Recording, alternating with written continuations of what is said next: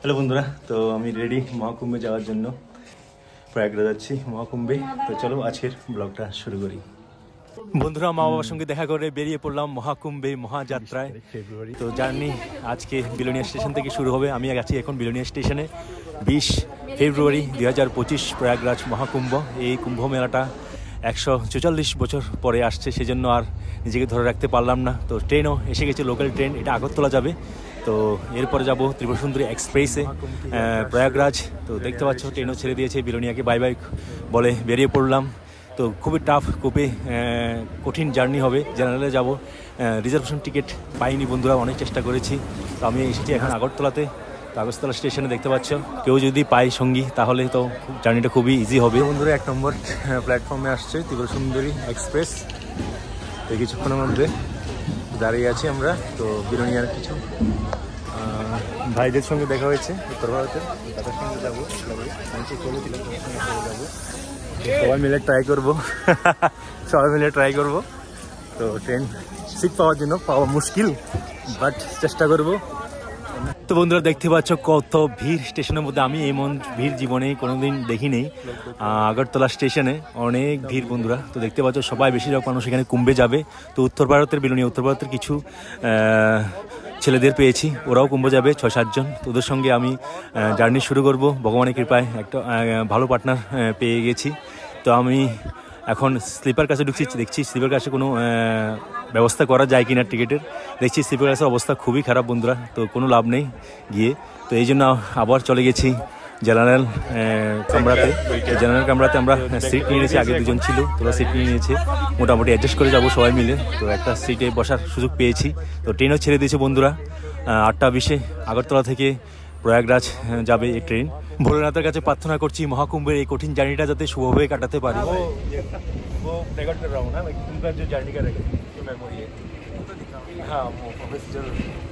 हम लोग अभी सब जनरल में, सबको दिखा दो, सब अंकल को भी जनरल सब जनरल में अभी। हाय बोल दो, हाय बोल दो, हाय बोलो। सब कुंभ ज्यादातर जो है कुंभ ही जाएंगे सब लोग। उधर दिखाओ रुद्राक्ष भाई को, इसको ठीक है। ये भाई भी जाएगा कुंभ में, ये भाई को दिखाओ, ये भाई भी जाएगा, ये भाई को दिखाओ, सब कुंभ में। বন্ধুরা এখানে বেশিরভাগ লোকে কুম্ভেতে যাবে। তো সবার সঙ্গে কথাবার্তা বলে নিলাম। তো এরপরে স্টেশনে তো আরও লোক উঠবে। তো জার্নি খুবই টাফ হবে, নো ডাউট। তো দেখতে পাচ্ছ সবাই খুবই খুশি, কুম্ভেতে যাচ্ছে। हल्ला करो ना, अभी हल्ला करो, उधर साइड हो जाओ, सोशल मीडिया डालेंगे अभी। हल्ला करो, बोलाओ दादागिरी मत, तुम बोलाओ ना, दादागिरी मत दिखाओ, दादागिरी मत दिखाओ। मैं बोल रहा हूँ दादागिरी मत दिखाओ। यहाँ पे कोई जगह नहीं है बैठने के लिए, कोई भी जगह नहीं, कोई भी जगह नहीं। देखो कोई भी जगह नहीं, कोई भी जगह नहीं। देखो यहाँ पे हल्ला कर नहीं, देख रहा हूँ ना, हल्ला मत करो। जबरदस्ती बैठने के लिए कोशिश कर रहे हैं, कोई भी जगह नहीं है। বন্ধুরা আসামের পাথারগাঁই থেকে কিছু লোক উঠে মিসবিহেভ করছে আমাদের সাথে। তো দেখতে পাচ্ছ ভিডিওতে। তো সিটের জন্য, সিট মানে দেওয়ার জন্য জায়গা নেই, সিট কোথা থেকে দেবে বলো, তোমরাই বলো। তো একজনকে জায়গা করে দিয়েছি। তো অনেক হালামালা করছে, ক্যামেরা ধরেছি আর ও একটু শান্ত হয়ে গেছে ক্যামেরা দেখে। তো কি করবো, আর উপায় নেই, দিতে হবে। এরপর আরও স্টেশনে আরও লোক ঢুকবে, আরও চাইবে সিট মানে অ্যাডজাস্ট করার জন্য, বসার জন্য। এমনভাবে চলতে থাকবে জার্নি। একটা মহিলা এসেছে বসার জন্য, বলছে কোথায় জায়গা দেবে বলো। তো নিচে বলছে পায়ের নিচে একটু জায়গা দেবো বসার জন্য। তো সবাই যাত্রা করবে কুম্ভের জন্য, অ্যাডজাস্ট করে যেতে হবে, উপায় নেই। বন্ধুরা এখন রাত্রি 1:15, আমরা বদরপুর স্টেশনে এসে পৌঁছেছি। তো এখানে কিছু খাবো। তো রুটি সবজি খাচ্ছি বন্ধুরা। তো রাত্রের খাবার আর খেতে পারবো না। তো খাওয়াটাও খুবই মুশকিল হয়ে পড়েছে। দেখতে পাচ্ছ লোকের ভিড় বাড়ছে, দেখতে পাচ্ছ লোক নিচে শুয়ে আছে। তো এরপরে তো আরও ভিড় বাড়বে, দেখতে পাচ্ছ কি অবস্থা। রাত্রটা কোনোরকম কাটাতে হয় বসে বসে, ঘুম তো প্রশ্নই ওঠে না। বন্ধুরা এখন বাজে সকাল 7:15, আমরা এখন এসেছি লামডিং। তো লামডিং স্টেশন থেকে খাচ্ছি রুটি সবজি, সকালের ব্রেকফাস্ট। রাত্র তো ঠিকভাবে ঘুমোতে পারিনি, কেমন একটা রাত্র কাটলো। ভাবছিলাম একটু চা খাবো, চাও খেতে পারলাম না, ট্রেনটা ছেড়ে দিল। তো দেখতে পাচ্ছ কি করবো, আর উপায় নেই। বন্ধুরা এই ভিড়ের মধ্যে, গ্যাদারের মধ্যে ট্রান্সজেন্ডারগুলো থেকে মুক্তি পাবো না। দেখতে পাচ্ছ ওরা টাকা চাইছে। বন্ধুরা আমরা পৌঁছে গেছি গুয়াহাটি স্টেশনে। এখন বাজছে 11:21। বন্ধুরা, প্রয়াগরাজ মহাকুম্ভ আমার জীবনে একটা মেমোরেবল হয়ে থাকবে, এমন জার্নি আমি কখনো করিনি। তো জার্নি এখনও অর্ধেক, তারপরে এই অবস্থা, কী করবো বলো। তো এখন গৌহাটি স্টেশন থেকে কিছু খাবো। তো বন্ধুরা, খেতে খেতে ট্রেনটা আবার ছেড়ে দিয়েছে, তো চাও খেতে পারলাম না। তো দেখতে পাচ্ছি একটা চ্যানেল কোচে উঠে পড়লাম। তো আমাদের কোচটা আরও পিছনে, তো এইটা দিয়ে যেতে হবে পুরো আমাদের কোচে। তো দেখতে পাচ্ছ অবস্থা কি, এই কোচটা মানে যাওয়া খুবই মুশকিল মানুষদের, মানে পা রেখে যেতে হবে এমন অবস্থা, নিচে শুয়ে আছে সব, দেখতে পাচ্ছ কি অবস্থা। তো কোনো রকম কোচটা পার করলাম, খুবই কষ্ট হয়েছে বন্ধুরা। কোনো রকম যুদ্ধ করে আমার কোচটার মধ্যে আসলাম, সিটটাতে বসলাম, বাপরে কি অবস্থা।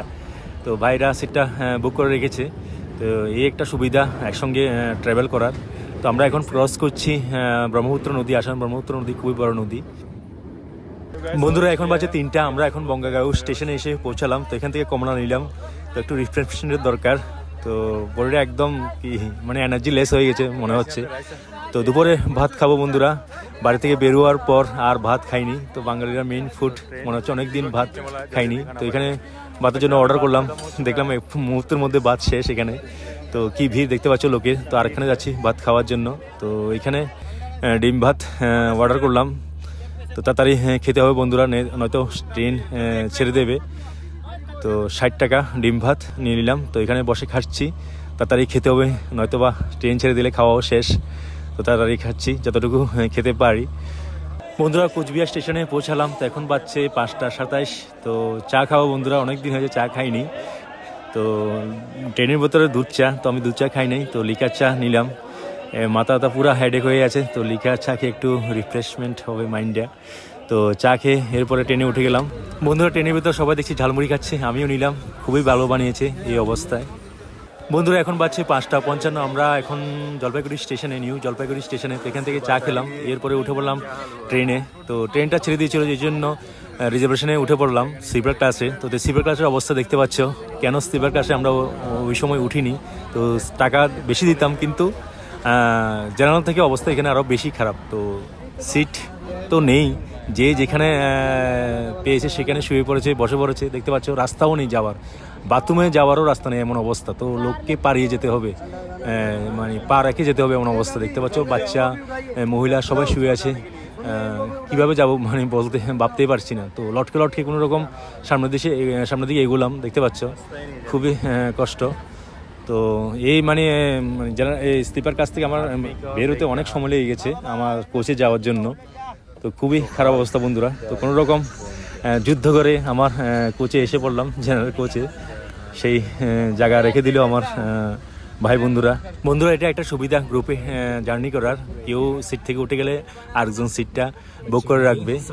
তো নয়তো বা জেনারেল হইতে যে কোনো লোক বসে যাবে। তো বন্ধুরা, এখন আমরা এসে পড়েছি কাটিহার স্টেশনে। তো দেখতে পাচ্ছ অনেক লোকের ভিড়, এই স্টেশনে অনেক লোক নামবে, কিন্তু এর থেকে ডাবল উঠবে।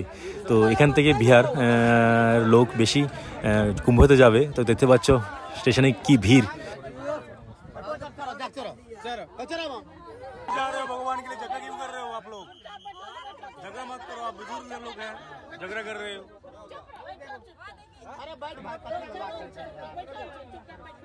তো বন্ধুরা, দেখতে পাচ্ছ পা রাখার জন্য জায়গা নেই, লোক সিট চাইছে, দেখতে পাচ্ছ। বয়স্করাও দেখতে পাচ্ছ কেমন আচরণ করছে সিটের জন্য, কোনোখানে জায়গা নেই, উপরে নিচে সবাই ঝগড়া করছে, সিট লাগবে জায়গা দাও। কীভাবে বসবে আমি মানে বুঝতে পারছি না।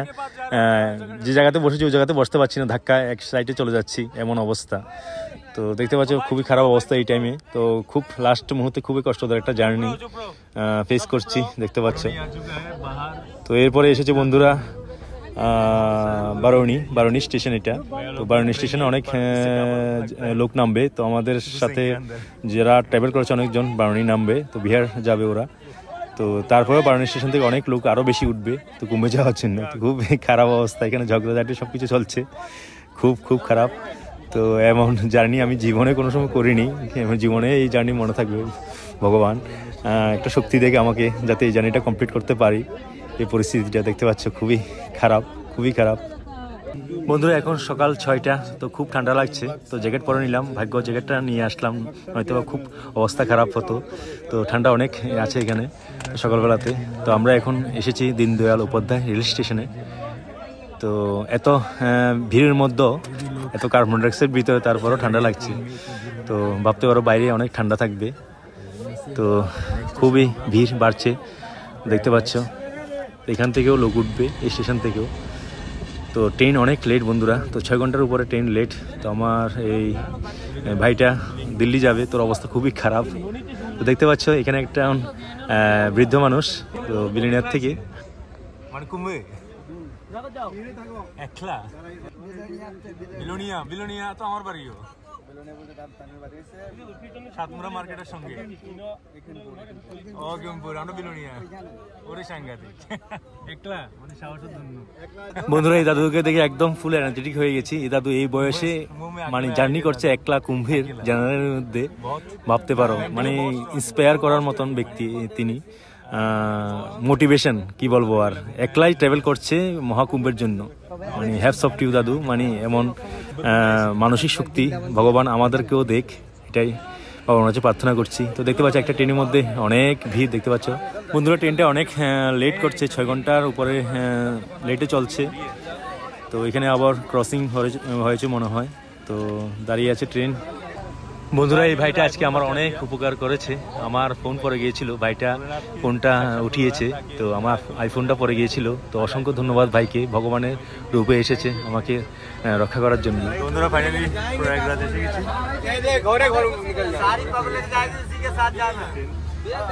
বন্ধুরা অনেক কঠিন জার্নির পরে ফাইনালি প্রয়াগরাজে এসে পড়লাম। তো এখন বাজছে 12টা 22 তারিখ। আমরা রওনা হয়েছিলাম 20 তারিখ 8টা 20-এ আগরতলা থেকে। তো ফাইনালি প্রয়াগরাজ এসে বললাম। তো এখন ট্রেনটা ব্রিজের মধ্যে দাঁড়িয়ে আছে, ক্রসিং হচ্ছে মনে হয়। তো আমরা এখানে নেমে পড়বো বন্ধুরা। তো ননীতে নামার কথা ছিল, ননীতে নামতে পারিনি ননী স্টেশনে, তখন প্রয়াগরাজ জংশনে আগে নেমে পড়েছি। তো প্রয়াগরাজ স্টেশনে অনেক ভিড় হবে, সেজন্য এখানে নেমে পড়েছি। এখানে অনেক মানুষ নামছে দেখছি। তো এখানে নামলে একটু শর্টকাট জার্নিটা হবে, তো সময়ও কম লাগবে। তো দেখতে পাচ্ছ খুবই একটা খারাপ মুহূর্ত। তো ট্রেনের মাঝখানে নামতে হয়েছে। তো দাদুকেও নামাচ্ছি, দাদু আমাদের সাথে নেমে পড়লো। তো আমাদের এখন জার্নি শুরু হবে গাড়ি এবং হেঁটে হেঁটে। তো অনেক কিলোমিটার হাঁটতে হবে, জানি না কত কিলোমিটার হাঁটতে হবে। তো 4-5 কিলোমিটার তো হাঁটতেই হবে মোটামুটি।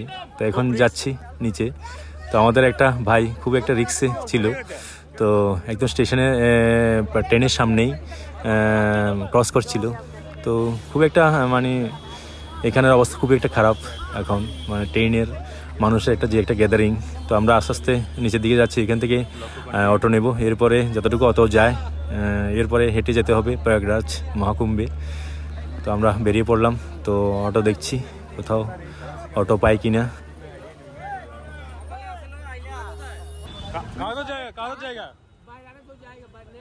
जहाँ पे पुलिस रोक देगा वहाँ पे वहाँ तक ठीक है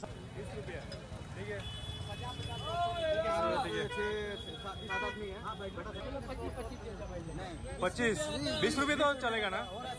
তো বন্ধুরা আমরা অটো করে বেরিয়ে পড়লাম কুম্ভের উদ্দেশ্যে। তো কতটুকু যাই জানি না, কারণ রাস্তার মধ্যে অনেক ভিড়, তো অনেক সময় লাগবে রাস্তার মধ্যে ভিড়ের কারণে। তো যতটুকু যেতে পারি, এরপরে হেঁটে হেঁটে যেতে হবে। 26 तारीख के बाद तो कुंभ भी समाप्त हो जाएगा ना, तो इससे और भी कहाँ से रहेगा, कौन आएगा। বন্ধুরা শোকমালাকা সবজি মন্ডির সামনে আমাদের নামিয়ে দেবে বলছে। তো জানি না কোথায় শোকমালাকা সবজি মন্ডি, প্রথম নাম শুনেছি। তো যতটুকু যেতে পারি, রাস্তার মধ্যে অনেক গ্যাদারিং, তো সেই জন্য অনেক টাইম লাগছে সেজন্য। তো আমাদের নামিয়ে দিয়েছে শোকমালাকা সবজি মন্ডির সামনেই। তো জানি না এটা কোন জায়গা আসলে। তো এখান থেকে বলছে আর যাবে না। তো যতটুকু গিয়েছি যতটুকু সময় লেগেছে, এর থেকে ভালো ছিল আমরা হেঁটে গেলেই ভালো হতো। বন্ধুরা একটু জার্নির জন্য বেকার অটো ভাড়াগুলো দিলাম, তো এর থেকে হেঁটে আসলেই ভালো হতো।